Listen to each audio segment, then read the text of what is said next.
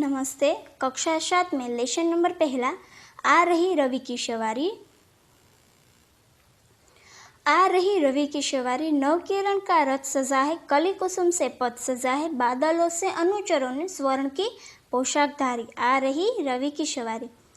प्रस्तुत कविता आ रही रवि की सवारी के माध्यम से हिंदी साहित्य के सुप्रसिद्ध कवि यानी कि श्री हरिवंश राय बच्चन ने प्रातःकाल की बेला का मनोरम चित्रण किया गया है। कवि कहते हैं, प्रातःकाल रवि की सवारी आने पर अर्थात सूर्योदय होने पर सूर्य की किरणें चारों ओर अपना आधिपत्य स्थापित कर लेती है। नवकिरणों से संपूर्ण ध्वरा उज्जवल और मनोरम हो जाती, जिससे ऐसा प्रतीत होता है मानो सूर्य रूपी राजा किरण रूपी रथ पर सवार होकर आ रहे हैं।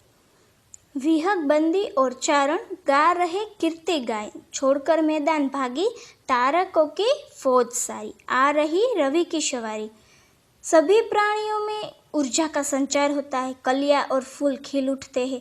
ऐसा प्रतीत होता है मानो सूर्य के किरण रूपी रथ का पथ सजा रहे हो। बादल रूपी अनुचर की स्वर्ण किरणों की चमक रूपी पोशाक धारण किए हुए रथ के साथ चलते प्रतीत होते हैं। सूर्योदय होने पर सभी पशु पक्षियों चहचहाकर फुदफुदाकर एवं सभी सूर्य भक्त पूजा पाठ द्वारा सूर्य का यशगान करते हैं। वो भी सूर्य के आगमन से भागती हुई प्रतीत होती है।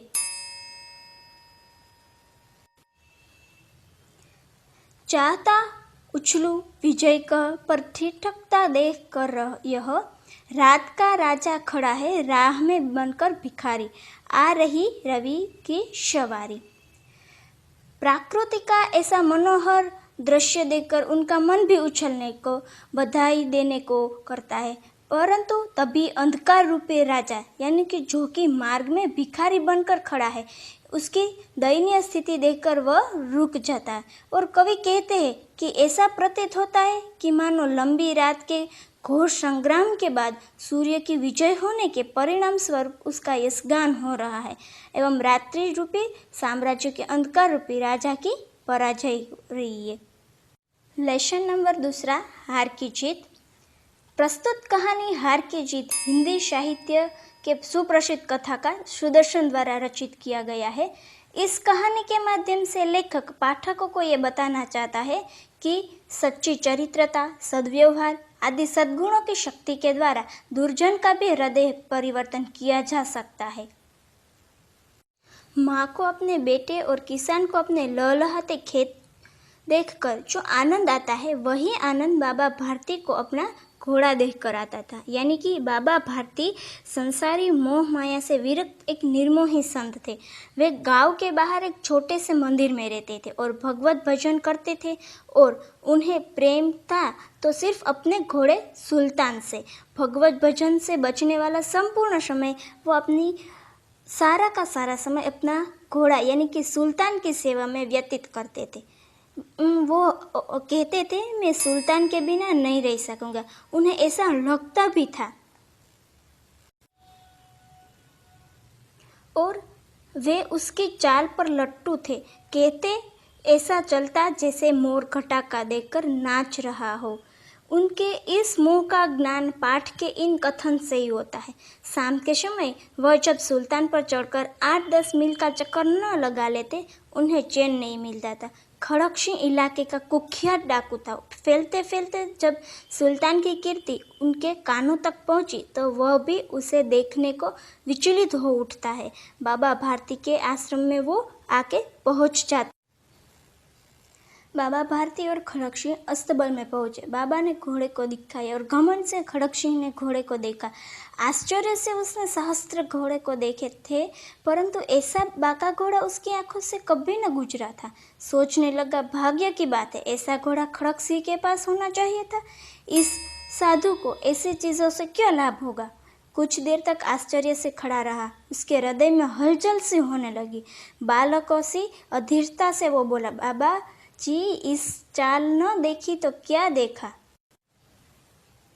सुल्तान को देखकर वह आश्चर्यचकित रह जाता है और उससे पाने की इच्छा उसके मन में घर कर जाती है। जाते जाते वह बाबा को कहकर जाता है कि वह उसे उनके पास रहने नहीं देगा। धमकी से बाबा भारती ने विचलित एवं अधीर हो जाते। प्रभु भक्ति, दिन रात का चैन एवं नींद छोड़कर हर पल सुल्तान की निगरानी करने लगते हैं। लेकिन कई महीने गुजर जाने के बाद वह न आता है। कहानी के इस ठहराव में वो तूफान से पहले की शांति का आभास होता है। बाबा भारती भी उसकी धमकी को दुखद सपना समझकर वो भुला देते हैं एवं थोड़े असावध हो जाते। एक शाम जब वह सुल्तान की सवारी करने निकलते हैं, मार्ग में एक निर्बल एवं असहाय अपाहज उन्हें उसके स्थान तक पहुंचने की प्रार्थना करते।